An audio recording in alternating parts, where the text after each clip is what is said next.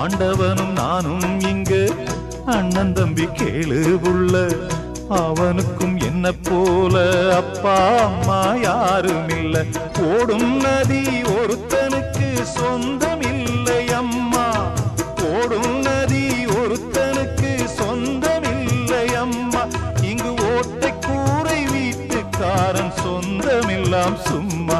இங்கு ஓட்டை கூரை வீட்டுக்காரன் சொந்தமெல்லாம் சும்மா.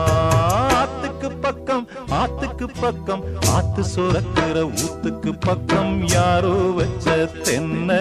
இது நம்பி இருக்குது மண்ண. இது தானாக வளர்ந்த மரம் பாரம்மா. ஒரு தாயா